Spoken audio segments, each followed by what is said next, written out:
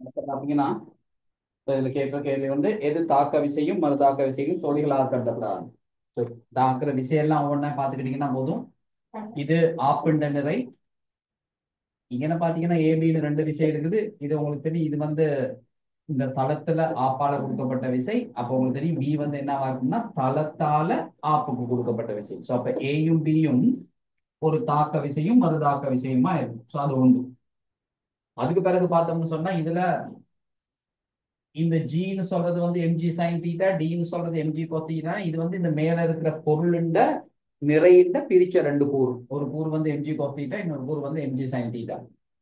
அதுக்கு பிறகு பாத்தீங்கன்னா இது கட்டாயம் என்னவா இருக்கணும்னா ஒரு உராய்வு விசையா இருக்கணும். ஸோ அந்த உராய்வு இருக்கிறதுனால தான் தடுத்து வச்சிருக்கு.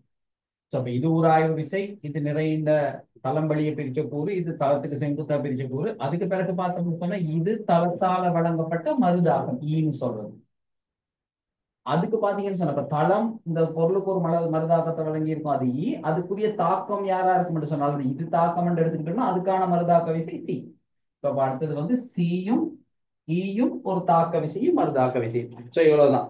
இப்ப ஆன்சர் வந்து ஈயும் சியும் பியும் ஏயுமா இருக்கு. சரியா? அடுத்த கேள்வி பாத்தீங்கன்னு சொன்னா இதுல இது 87வது. ஸோ இதுல அந்த ஆன்சர்ல கொஞ்சம் பிரச்சனை இருக்குது. எல்லாமே ஒரே ஆன்சர் மாதிரி இருக்கும். ஸோ அதனால நான் அந்த ஆன்சரை எழுதி விட்டுருக்கேன். 5 ஆன்சர் என்ன வரும் அப்படின்ட்டு. சரி, கேள்வியை பாத்தீங்கன்னா 0.15 கிலோகிராம் திணிவுள்ள கிரிக்கெட் பந்து ஒன்று துடுப்பாட்டக்காரர்களால் அடிக்கப்படுவதற்கு சற்று முன்பாக 20 மீட்டர் per செகண்ட் என்னும் கதியுடன் செல்கின்றது. அவர் அடித்த போது பந்து மீது உயர்த்தப்படும் விசை எஃபின் காலம் டியுடனான மாறல் வரைவில் காட்டப்பட்டுள்ளது. பந்து எதிர் திசையில் பின்னதைக்கும் எனில் அடித்து சற்று பின்னர் கிரிக்கெட் பந்தின் கதி. இதே மாதிரி ஒரு கேள்வி அன்னைக்கும் பார்த்தோம். ஆனா அதுல வந்து பந்து ஓய்வுல இருந்த பந்தை மட்டையால் அடிச்ச கேள்வி கேட்டிருந்தாங்க. இங்க வந்து என்ன சொல்றாங்க அப்படின்னா இது எங்களோட கிரிக்கெட் மட்டை அப்படின்னா பந்துக்கு இப்போ ஒரு வேகம் இருக்குது. பந்து ஒரு குறிப்பிட்ட வேகத்தோட வருது. ஸோ அப்போ மட்டையை நோக்கி நான் சொல்லுவேன் இது வந்து 20 மீட்டர் per செகண்ட் வேகத்தோட வருதுன்னு சொல்லியிருக்கிறாங்க. சரியா? அது திணிவு கொடுத்துருக்குறாங்க 0.15 கிலோகிராம். இப்ப கேள்வி இந்த மட்டையால இதை அடிச்ச பிறகு இந்த பந்து என்ன வேகத்தோட போகும் அப்படிங்கிறது தான் பிரச்சனை. மட்டையில அடிச்ச பிறகு இந்த பந்துக்கு என்ன வேகம் இருக்கும். ஸோ அதை நாங்கள் வி வேகம் போட்டோம்னா அந்த வியை காண்றது தான் நம்மளோட வேகம். அப்போ உங்களுக்கு ஏற்கனவே தெரியும் விசைக்கும் நேரத்துக்குமான கிராஃப் கொடுத்தா நம்மளுக்கு அதுல இருந்து கண்டுபிடிக்கக்கூடிய விஷயம் என்னன்னு பாத்தீங்கன்னா இந்த பரப்பை கண்டிங்கன்னா உங்களுக்கு உந்த மாற்றம் கிடைக்கும். பரப்பை கண்டோம்னு சொன்னா நமக்கு அதுல உந்த மாற்றம் கிடைக்கும். அப்ப சிம்பிளா நாங்க இதுல இருந்து உந்த மாற்றத்தை கண்டுபிடிக்கிறதுக்கு நாங்க இந்த மேல இருக்கிற அல்லது தரப்பட்டிருக்கிற இந்த முக்கோணின்ற பரப்பை கண்டோம்னா சரி. இப்ப பாத்தீங்கன்னா வரப்போகுதுன்னா அரை தர அடி வந்து 0.001 தர செங்குத்து உயரம் வந்து 13,500. இதுல பாத்தீங்கன்னா எங்கன்னா இந்த ரெண்டு சைபரை விட்டுட்டு இதுக்கு ரெண்டு தசம் தான் தள்ளி வைக்கலாம். இப்ப 0.1 வரும். 0.1 135 பெருக்கிறீங்கன்னா 13.5. 13.5 ரெண்டால பிரிச்சீங்கன்னு சொன்னா 6.12 மிச்சம் 15 7 14. 6.75 நியூட்டன் செகண்ட் அப்படின்னு ஒரு உந்த மாற்றம். இது வந்து உந்த மாற்றம். அப்ப உந்த மாற்றத்தை இப்ப நாங்க எழுதணும். அப்ப உந்த மாற்றத்தை எப்படி எழுதுவோம்னு சொன்னா இறுதி திசையில உள்ள உந்தத்தை வச்சுக்கிட்டு, அதாவது இந்த திசையில தான் இறுதி உந்தம் இருக்குது. அப்ப இந்த திசையில உந்த மாற்றம் எழுதலாம். ஏன்னா அந்த திசையில தான் கட்டாயம் மட்டையால விசை கூடுபட்டிருக்கும். சரியா? இதுல பாத்தீங்கன்னா விசை எந்த திசையில கூடுபட்டிருக்கும்னா இந்த மட்டையால இந்த திசையில தான் கூடுபட்டிருக்கு. ஸோ அப்ப அந்த திசையில தான் உந்த மாற்றம் எழுதுவோம். ஸோ அப்ப உந்த மாற்றம் எழுதுறோம்டா இறுதி உந்தம் வந்து 0.15 தர வி அது எங்களுக்கு தெரியாது மைனஸ் ஆரம்ப உந்தம். ஸோ அதுல பாத்தீங்கன்னா ஆரம்ப உந்தத்துல திசை வித்தியாசம். ஸோ அதுக்கு ஒரு மைனஸ் போடணும். ஸோ 1.5 தர 20. இது சமன் எங்களுக்கு கிடைச்ச உந்த மாற்றம் அது 6.75. இதை சுருக்கி விய காண்றதுதான் வேறு. அப்ப 0.15 வி இதுல கூட்டிங்கன்னா பிளஸ் சைபரால பெருக்கினீங்கன்னா 1.5, அது ரெண்டால பெருக்கினீங்கன்னா 3. இது சமன் 6.75. இந்த மூன்றை கொண்டா நீங்க கழிச்சீங்கன்னா 0.15 சமன் 3 சரி வியா வி இருக்குது 3.75. அப்ப வி எதுக்கு சமனா இருக்குமெண்டா 3.75 0.15 பிரிக்கணும். ஸோ 2 தசமான மேலே தள்ளி வச்சுட்டீங்கன்னா 375 15ஆல பிரிக்கணும். பிரிச்சீங்கன்னா என்ன வரும்? 2 முறை 30 மிச்சம் 75 75ல 5 முறை. ஸோ அப்ப 25 மீட்டர் செகண்ட் மைனஸ் 1 தான் மட்டையில பட்ட பிறகு உள்ள வேகமா இருக்கும். அது உண்மையா ரெண்டாவது ஆன்சரா இருக்கும். தெரியாது?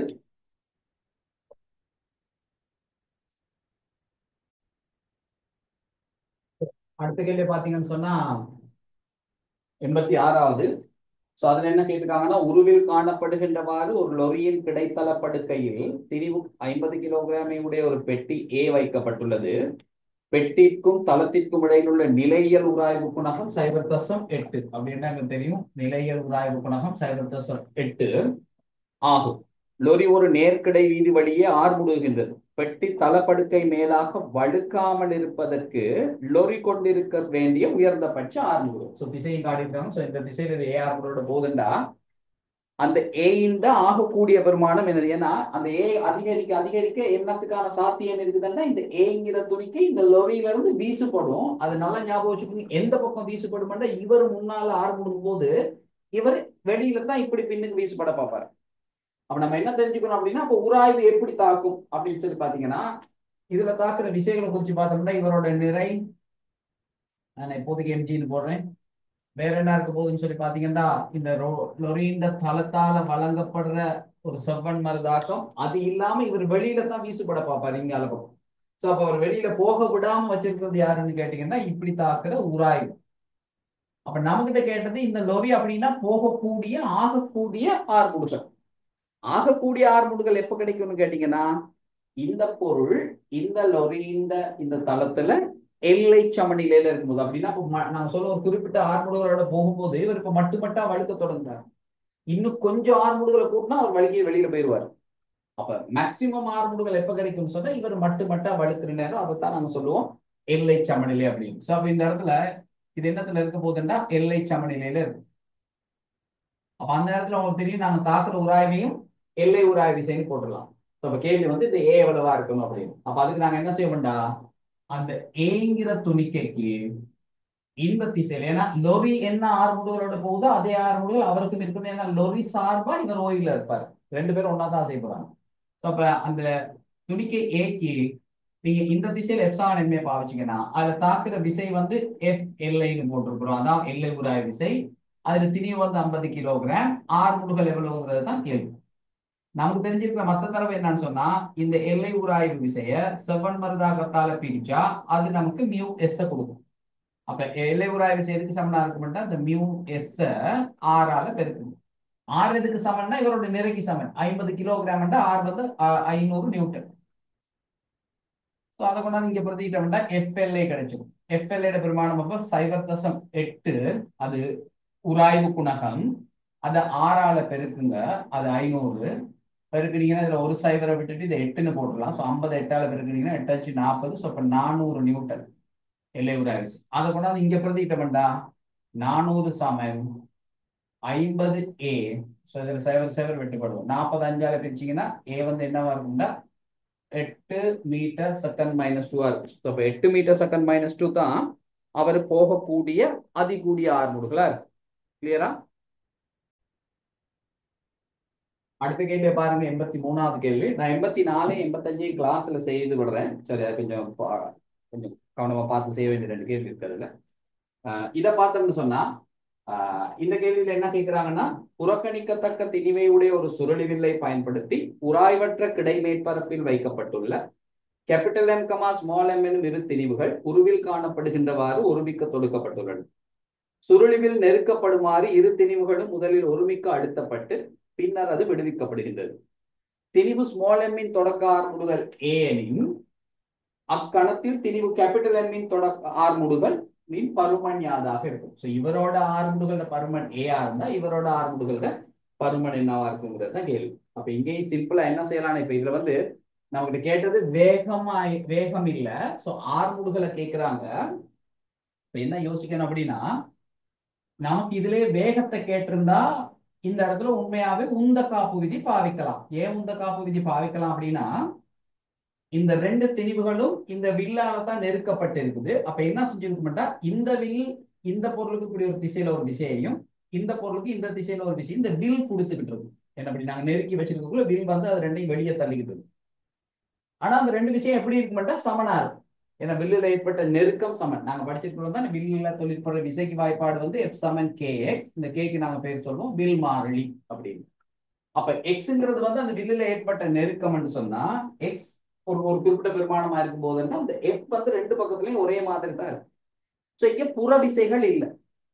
புற விசைகள் இல்லைன்னா என்ன செய்யலாம் அப்படின்னு சொன்னா இதுக்கு நாங்க உந்த காப்பு விதி பாவிக்கலாம். ஆனா உந்த காப்பு விதியை பாவிச்சா நமக்கு வேகம் சம்பந்தப்பட்ட விஷயம் தான் கிடைக்கும். வேகம் சம்பந்தப்பட்டு தான் கிடைக்கும். ஆனா என்ன இந்த கணக்குல யோசிக்கணும் அப்படின்னா, ஆர்முடுகள்ங்கிறது என்னன்னா வேகமாற்ற வீதம். ரெண்டு பேத்துக்குமே பாத்தீங்கன்னா ஆரம்ப வேகம் ரெண்டு பேத்துக்குமே 0. இப்ப விட்டா பிறகு இவருக்கும் ஒரு வேகம் வரும், இவருக்கும் ஒரு வேகம் வரும். இந்த விஷயம் எவ்வளவு நேரத்துல நடந்திருக்குன்னு பாத்தீங்கன்னா ஒரு சின்ன கணத்துல நடந்திருக்கும். ஒரு ரொம்ப சின்ன டைமிங். அதாவது இந்த கையில புடிச்சுக்கிட்டு இருக்கிறதுக்கும் இந்த கையை விடுறதுக்கும் இடையில இருக்கு, அதான் டைம். அப்ப ஆரம்ப வேகம் எப்படியோ பூச்சோம்னா இறுதி வேகம் மைனஸ் ஆரம்ப வேகத்தின் கீழ் எடுத்த டைம் தான் என்னவா இருக்க போகுது, 6 முடுக்கலா இருக்க போகுது. சோ இவருக்கும் அதே விஷயம் தான் 6 முடுக்கலா இருக்க போகுது. இந்த டீயை நாங்க எப்படி எடுத்துக்கலாம்னா ரெண்டுக்கும் சமன். அப்படின்னா ரெண்டு பேர்த்தையும் நாங்க புடிச்சுக்கிட்டு அந்த விட்ட உடனே அவங்க ரெண்டு பேரும் வெளியில போன அந்த டைம், அந்த ஓய்வுல இருந்து அதுக்கு வேகம் கிடைக்கிறதுக்கு எடுத்த டைம் ரெண்டு பேத்துக்கும் சமம். அப்படின்னா 6 முடுகளும் யாருக்கு நேர்விகித சமனா இருக்கும்னா இங்க கொடுக்குற வேகத்துக்கு. நேரடியாவே நாங்க உந்த காப்பு விதி பாவிக்கிற மாதிரி இங்கேயும் பாவிக்கலாம். ஆனா பிக்கு பதிலா யாரை போட்டுக்கலாம்னா ஏ போட்டுக்கலாம். நான் சொல்றது விளக்கும்னு நினைக்கிறேன். அதாவது ஏ பிக்கு நேர்விகித சமனா வந்து என்ன நம்ம கற்பனை பண்ணிக்கிறோம் அப்படின்னா அந்த டைம் ரெண்டு பேர் அப்படின்னா சமனா தான் இருக்கு. நாங்க இப்படி கையை பிடிச்சுக்கிட்டு இப்படி விடுற டைம் ரெண்டு பேத்துக்கும் சமனா தான் இருக்க போகுது. அப்படின்னா இவங்க ரெண்டு பேர்த்தோட வேகமும் 0 இருந்து ஒரு பெருமானத்துக்கு வர்றதுக்கு அதான் ஆரம்ப ஆறுமுடுகள் அப்படின்னு கேட்கிறாங்க. ஏன்னா அதுக்கு பிறகு நடக்கிற ஆறுமுடுகளை எங்களுக்கு சொல்ல முடியாது. ஆரம்பத்தில் உள்ள 6 முடிவுகளுக்கு மட்டும் இந்த வேலை செய்யும். அப்ப உந்த காப்பு விதி பாய்க்கிற மாதிரி பாய்ச்ச மட்டும் இந்த பக்கம் உந்தமும் இந்த பக்கம் உந்தமும் சமனா இருக்கணும். ஏன்னா ஆரம்ப உந்தம் முக்கியம். அப்ப வேகத்துக்கு பதிலா நாங்க யாரை போட்டுக்கோம் அப்படின்னா 6 முடுகளை போட்டுக்கலாம். ஏன் அப்படி சொல்றேன்னா 6 முடுகள் வேகத்துக்கு நேர் விகித சமன்கிறதுனால. சோ அப்ப அப்படி பாவச்சீங்கன்னா எம் இன்டு ஏ இந்த திசையில உள்ளதும் கேபிட்டல் எம் இன்டு நாங்க சொல்லுவோம் இவரோட 6 முடுகளை ஏ நோட்டுன்னு அந்த ஏ நோட் இந்த திசையில இருக்கிறதும் சமனா இருக்கணும்.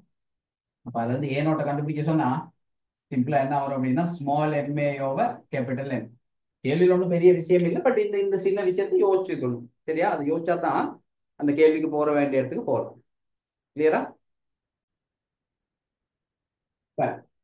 82வது கேள்வி பாத்தீங்கன்னா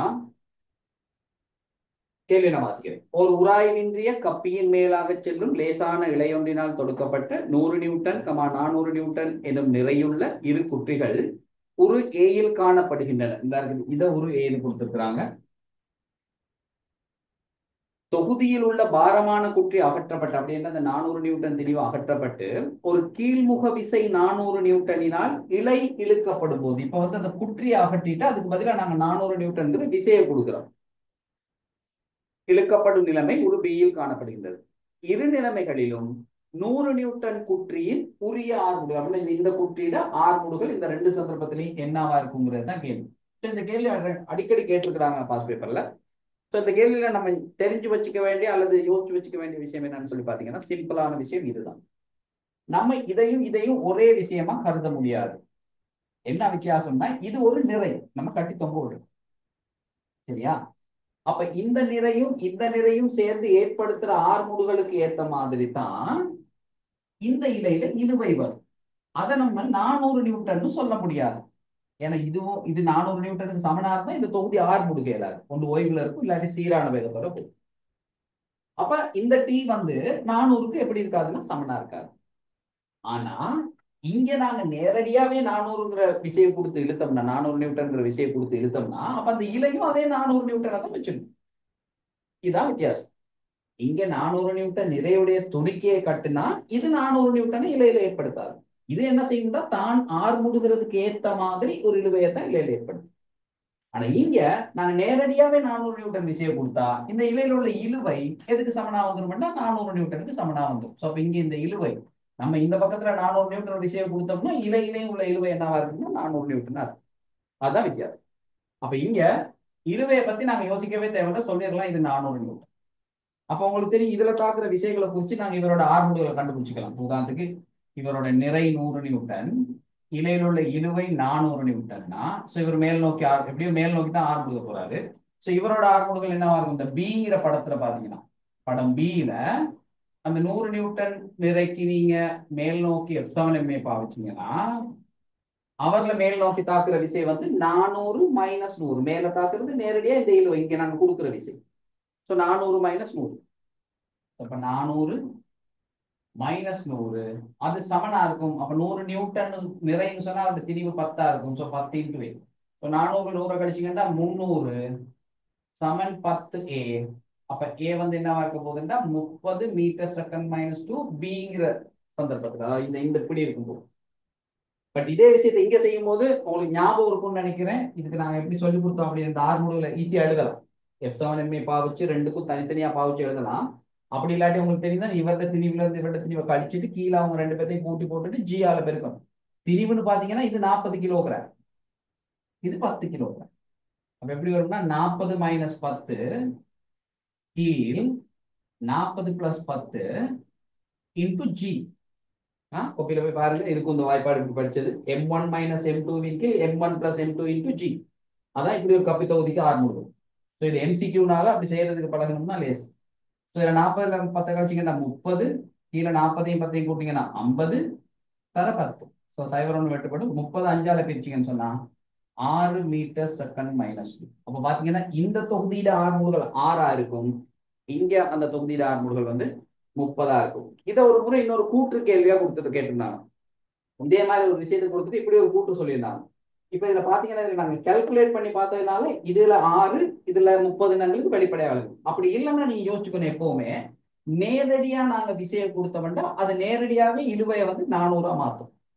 இங்க 400 நியூட்டன் நிறையோட பொருளை கட்டி விட்டா அது 400 நியூட்டனா இருக்காது. அந்த இழுவை வந்து 400 விட குறைவா தான் இருக்கும். ஏன்னா அப்பதான் இது கீழ் நோக்கி ஆர்முடுகள். அப்ப இப்படி ரெண்டு தொகுதியை கொடுத்துட்டு இப்படி கணக்கெல்லாம் செய்யாம எந்த தொகுதியில ஆர்முடுகள் பெருசா இருக்கும்னு கேட்டா சிம்பிளா நமக்கு சொல்ல தெரியும், வீல தான் ஆர்முடுகள் பெருசா இருக்கும். ரீசன் வந்து நேரடியாவே 400 நியூட்டன் விஷயம் கொடுக்கறதுனால இந்த இழுவையை விட இந்த இழுவை பெருசு. அப்ப இவருடைய இழுவை பெருசுதான் இவருக்கு பெரிய ஒரு ஆர்முடுகளை இந்த தொகுதிக்கு கொடுப்பாரு. அது இன்னொரு கேள்வியில இருந்துச்சு. இதே மாதிரி ஒரு பாஸ்ட் பேப்பர் கேள்வியில இன்னொரு கேள்வியில அது அப்படி ஒரு கேள்வியா கேட்டிருந்தாங்க. கிளியரா? 81வது விஷயம் பாத்தீங்கன்னா, ஒரு ஏற்றியின் தளத்தில் ஒரு ஏற்றியின் தளத்தின் மீது ஒரு பெட்டி தங்கி இருக்கிறது. ஏற்றி நிலையாகவும் மேல் நோக்கி ஆர்முடுகும் போதும் கீழ் நோக்கி ஆர்முடுகும் போதும் தளத்தின் மீது பெட்டியை வழுக்கி கொண்டு செல்ல தேவையான குறைந்தபட்ச விசையின் பருமன்கள் முறையே F1 F2 F3 எனின் ஆன்சர் எல்லாம் பாத்தீங்கன்னா F1 F2 F3 கிடையாது. என்ன தொடர்பு, யாரு பெருசா இருப்பா சின்னதா இருப்பா, இல்லாட்டி எல்லா சந்தர்ப்பத்திலையுமே மூணுமே சமனா இருக்குமா அப்படிங்கிறதுதான் கேள்வி. சரியா? அப்ப அதுக்கு நம்ம பதில சொல்ல பார்த்தோம்னா சரி சரி அதுக்கு பாப்பா என்ன சொல்லலாம் அப்படின்னு.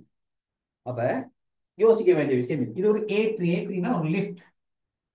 இந்த லிஃப்ட் வந்து 3 சந்தர்ப்பம் சொல்லியிருக்காங்க. என்னென்ன சந்தர்ப்பம்னு பாத்தீங்கன்னா, ஓய்வுல இருக்கிற நேரத்துல, நிலையாகவும் மேல் நோக்கி ஆர்முடுகும் போது கீழ் நோக்கி ஆர்முடுகும் போது இந்த தளத்துல ஒரு பெட்டி இருக்கு. இதுல தளத்துல ஒரு பெட்டி இருக்கு. அந்த தளத்துல உள்ள பெட்டிய தளத்தின் மீது பெட்டியை வழுக்கி கொண்டு செல்ல, கேள்வியை கவனமா வாசிக்கணும். இந்த தளம் வழியே இந்த பெட்டியை வழுக்கிக்கிட்டு போகணும்னு சொன்னா நம்ம கொடுக்க வேண்டிய விஷயம் இப்படித்தானே இருக்கணும் கிடையாது. ஏன்னா இப்படி மேல உயர்த்த தேவை. இந்த உயர்த்தி இந்த தளத்துல நாங்க அந்த பெட்டியை அசைக்கணும். சோ இந்த திசையிலயோ அல்லது இந்த திசையிலயோ நாங்க என்ன செஞ்சிருக்கணும்னா ஒரு விசையை கொடுத்திருக்கணும் அவர் அசைக்கிறது. அப்படி கொடுக்க வேண்டிய தேவையான குறைந்தபட்ச விசையின் பருமன்கள் தான் F1 F2 F3. 3 சந்தர்ப்பம் சொல்றாங்க. ஒன்று F1, அடுத்தது F2, அடுத்தது F3. இது வந்து நிலையாக இருக்கும்போது, அப்படின்னா ஆர்முடுகள் 0 இருக்கும்போது. இது வந்து மேல் நோக்கி ஆர்முடுகும் போது, கேள்வியில பாத்தீங்கன்னா அப்படிதான் சொல்லியிருக்காங்க, மேல் நோக்கி ஆர்முடுகும் போது. அப்ப A வந்து மேல் நோக்கி திசையில், இப்ப நாங்க மேல் நோக்கி எங்க எடுத்துக்கிட்டோம்னா A இட பெருமானம் வந்து பிளஸ். அப்புறம் இது கீழ் நோக்கி ஆர்முடுகு. கீழ் நோக்கி ஆர்முடுகளை நான் எப்பவுமே சொல்லியிருக்கேன் உங்களுக்கு, மேல் நோக்கிய அமர்முடுகள்னு கருதலாம். கீழ் நோக்கி ஆர்முடுகளை நாங்க எல்லாத்தையும் ஒரே திசையில் வச்சு மேல் நோக்கி அமர்முடுகள்னு கருதலாம். அப்ப சிம்பிளா சொன்னோம்னா இது A 0 இருக்கும்போது உள்ள விசை, இது A பிளஸ்ல இருக்கும்போது உள்ள விசை, இது A மைனஸ்ல இருக்கும்போது உள்ள விசை. நாங்க ஒரு பொதுவான சமன்பாடு இருந்தோம். சரி, என்ன செய்ய போறோம்னு பார்த்துக்கோ. கேட்ட கேள்விக்கும் நம்ம செஞ்சுட்டு போற விஷயத்துக்கும் என்ன தொடர்பு அப்படின்னு கேட்ட கேள்வி, நம்ம இவரை அசைக்கிறதுக்கு கொடுக்க வேண்டிய ஆக குறைஞ்ச விஷயம் எவ்வளவு. ஸோ இப்போ அவரை கிடையா அசைக்கணும்னா கட்டாயம் நாங்க ஆக குறைஞ்ச விஷயம் கொடுக்கணும்னா கிடையா தான் கொடுக்கணும். இப்படியெல்லாம் சாய்வா கொடுக்க போனோம்னா கிடையா அசைக்கிறதுக்கு தேவையான விஷயம் விட கொஞ்சம் கூட தான் கொடுக்கணும். ஏன்னு கேட்டீங்கன்னா, நாங்க இந்த பொருளை இப்படி ஒரு விஷயம் கொடுத்து அசைச்சிருந்தோம்னா உங்களுக்கு தெரியும், இந்த விஷயம் நீங்க 2 திசையில பிரிச்சு போட்டீங்கன்னா இந்த கிடைக்கூறு மட்டும்தான் அந்த பெட்டியை அசைக்கிறதுக்கு யூஸ் பண்ணப்படும். அப்ப இந்த ஒரு பகுதி மட்டும்தான் எங்களுக்கு உதவும். அப்ப நாங்க கொடுக்க வேண்டிய விசை குறைந்தபட்சமா இருக்கணும்னு சொன்னா கொடுக்குற விசையை கிடையாத்தான் கொடுக்கணும். ஸோ அந்த டவுட் வரக்கூடாது. இதை கிடையாத்தான் போடுறதா இல்லாட்டி எப்படி போடுறது அப்படின்னு. ஏன்னா அவங்க அதை சொல்லலை. ஸோ அதை நம்ம தான் யோசிச்சுக்கணும். ஸோ அந்த விசை வந்து கிடையாதான் இருக்கணும். அப்படி இருந்தா தான் எங்களுக்கு குறைந்தபட்ச விசை கிடைக்கும். சரியா? இப்ப நாங்க என்ன செய்வோம்டா, எங்களுக்கு இந்த விசையை கேட்கிறாங்க, ஆனா உயர்த்தி இப்படி மேல கீழே தான் அசையும். அப்ப நம்ம யோசிச்சு பார்க்கணும் இதுக்கும் என்ன சம்பந்தம் அப்படின்னு. என்ன சம்பந்தம்னு பாத்தீங்கன்னா, இங்க நாங்க கொடுக்க வேண்டிய விசை யாருல தங்கி இருக்குமெண்டா இந்த தளத்துக்கும் இந்த பெட்டிக்கும் இடையில இருக்கிற உராய்வுல. அந்த உராய்வு யாருல தங்கி இருக்குன்னு கேட்டீங்கன்னா இந்த தளத்தால இந்த பெட்டிக்கு வழங்கப்படுற செவ்வன் மருந்தாக்கத்துல. அந்த அப்படித்தான் அது தொடர்பு படும். நமக்கு கேட்கறது இந்த விசையை தீர்மானிக்கிறது இங்க கொடுக்குற உராய்வு விசை. இந்த உராய்வு விசை யாருல தங்கி இருக்குமெண்டா இந்த பெட்டிக்கு வழங்கப்பட்ட செவ்வன் மருந்தாக்கத்துல. அப்ப தேவையான மிக குறைந்த விஷயம்னு சொல்லி கேட்கும்போது எந்த சந்தர்ப்பத்துல நாங்க அதை யோசிக்கணும்னு சொன்னா பெட்டையை வழுக்க வைக்கணும். வழுக்க தேவையான மிக குறைந்த விசை அப்படின்னா மட்டுமட்டா வழுக்க வச்சா போதும். அப்படின்னா இது என்ன சமநிலைக்கு வரும்னு சொன்னா எல்லை சமநிலைக்கு வரும். அப்ப எல்லை சமநிலையில அப்ப நாங்க இங்க தாக்குற உராய் விசை என்னவா இருக்கும்னா எல்லை உராய் விசையா இருக்கும்.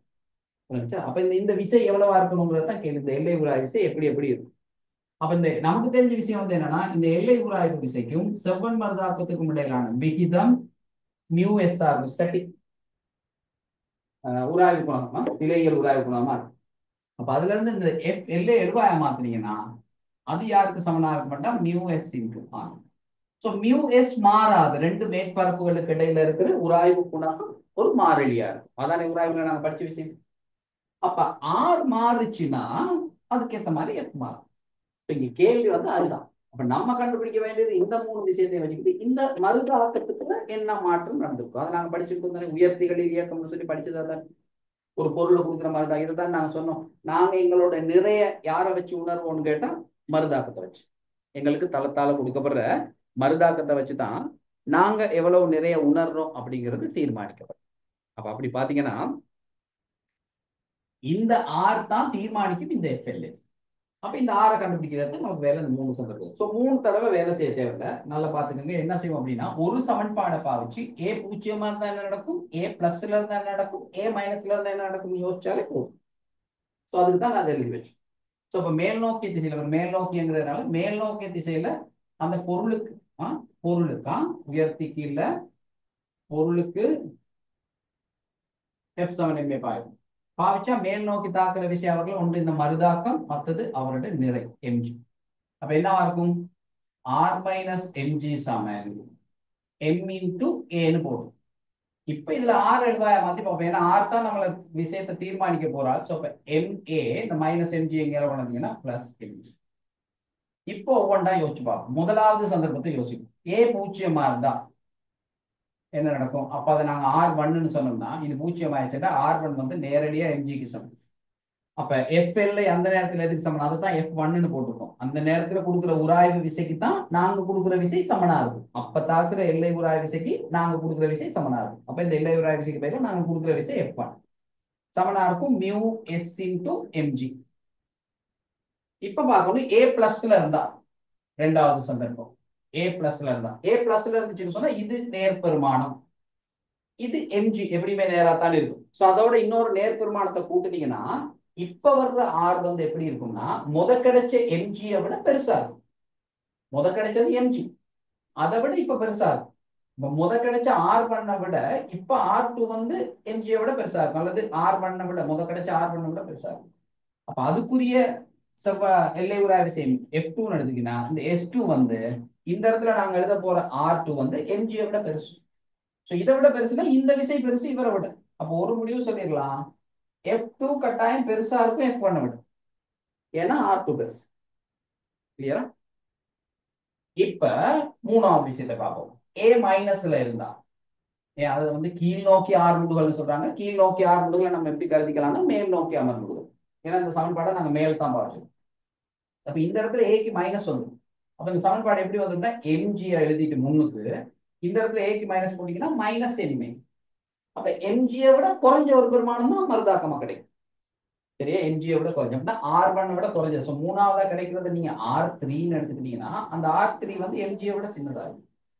R1 விட சின்னதா இருக்கும். அப்ப அது R1 விட சின்னதுன்னா F3 பாத்தீங்கன்னா அது μs இன்டு R3 தானே. இந்த R3 வந்து R1 விட சின்னது. R1 விட சின்னது. அப்ப F3 வந்து F1 விட சின்னதா இருக்கும். இப்ப யார் ஆக பெருசா இருப்பாருன்னா F2. எப்ப மேல் நோக்கி R முழுகளோட போகும்போது. F1 வந்து நிலையா இருக்கும் போது. ஆக குறைவா யார் இருப்பாருன்னா F3.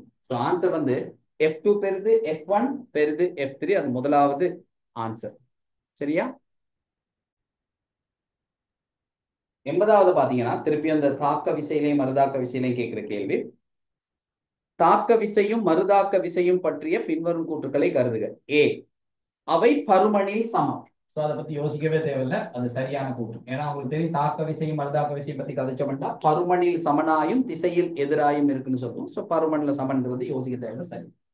ரெண்டாவது, அவை ஒரே பொருளின் மீது தாக்குகின்றன. எத்தனையோ தடவை சொல்லியாச்சு, ஒரு நாளும் தாக்க விசையும் மறுதாக்க விசையும் ஒரே பொருள்ல தாக்காது. அதுக்குள்ள சி வந்து அவை திசையில் ஒன்றுக்கொன்று எதிரானவை. சோ அதுவும் சரி. சோ ஆன்சர் வந்து மூன்றாவது ஆன்சர் ஏயும் சியும் சரியானது. அது ஒரு சிம்பிளான கேள்வி.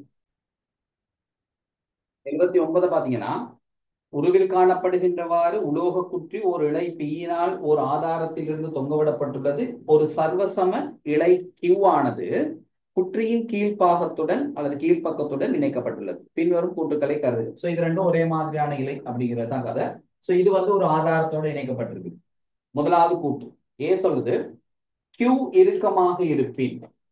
கியூ இறுக்கமாக இருப்பின்னா இது டைட்டா இருக்குமா இருந்தா அப்படின்னா இழுவை ஒண்ணு இருக்கும்.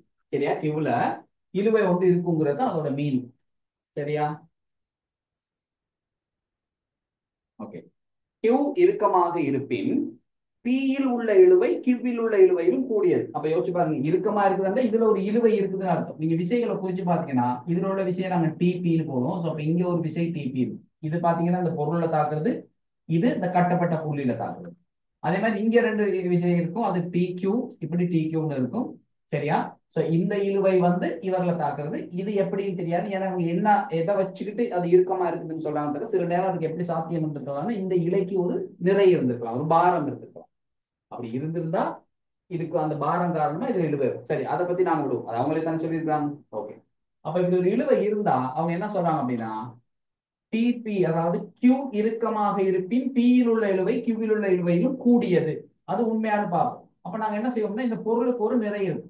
இந்த பொருள் இந்த சமநிலையை கவனிச்சீங்கன்னா இப்படி ஒரு முடிவு தானே கிடைக்கும். டிபி சமனா இருக்கும் டி கியூ பிளஸ் எம்ஜி. என்ன டி கியூ கீழ் நோக்கி இருக்கும், எம்ஜி கீழ் நோக்கி இருக்கும். உங்க ரெண்டு பேர்த்தையும் சமப்படுத்த வேண்டியது டிபி.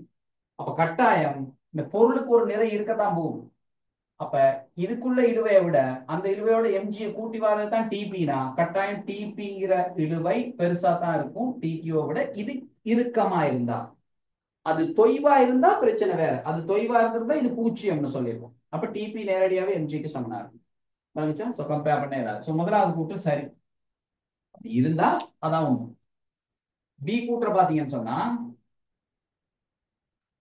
மெதுவாக அதிகரிக்கும் இழுவையுடன் கியூ இழுக்கப்படுமெனின் பி ஆனது கியூவிற்கு முன்பாக அரும் நாட்டத்தை கொண்டிருக்கும். இப்ப என்ன சொல்றாங்கன்னா நீங்க மெதுவா அதிகரிக்கிற ஒரு விஷயம் இந்த கியூங்கிற இலையில கொடுத்தீங்கன்னா அப்ப உங்கள்கிட்ட இந்த முதலாவது கூற்று நமக்கு ஹெல்ப் பண்ணும் ரெண்டாவது கூற்று ஜஸ்டிஃபை பண்றது.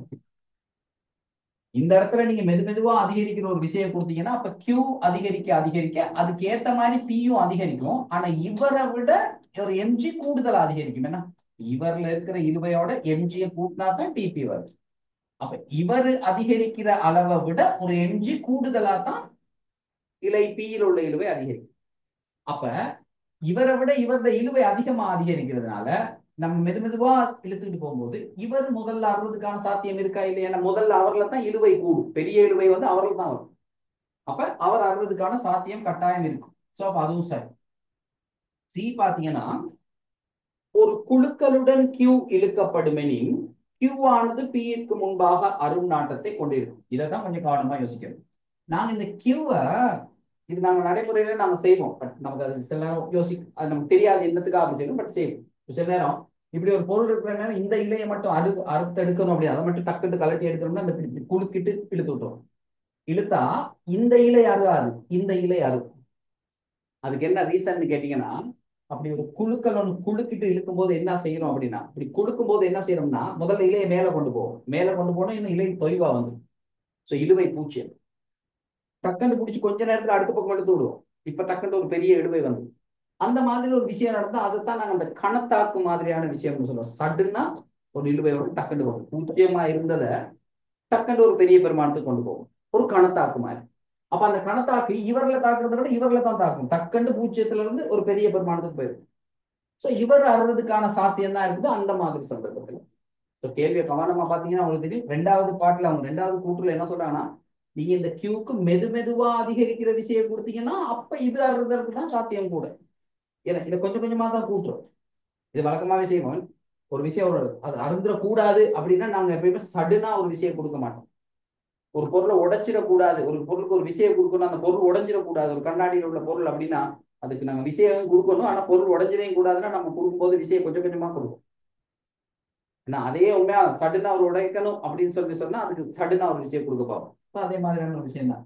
அப்ப இதை நாங்க ஒரு குழுக்களோட இப்படி இழுத்தோம்னா, அதாவது இலையை பூச்சியமாக்கிட்டு டக்குன்னு ஒரு இழுவையை கொடுத்தோம்னா இவர் இல்ல அருவாரு, இவர் டக்குன்னு அருவாரு. ஏன்னா இவருக்கு டக்குன்னு அந்த பூச்சியத்துல இருந்து ஒரு பெரிய இழுவை கிடைக்கும் போது ஒரு கணத்தாக்கு மாதிரியான ஒரு விஷயம் இங்க சொல்லி ஒரு சின்ன பொழுதுல ஒரு சின்ன கணப்பொழுதுல ஒரு பெரிய விஷயம் வந்து பூச்சியத்துல இருந்து அங்க வந்து. ஸோ அதுவும் சரியான கூற்று. ஸோ அப்ப அப்படி பாத்தீங்கன்னா ஏபிசி எல்லாமே சரி. சரியா?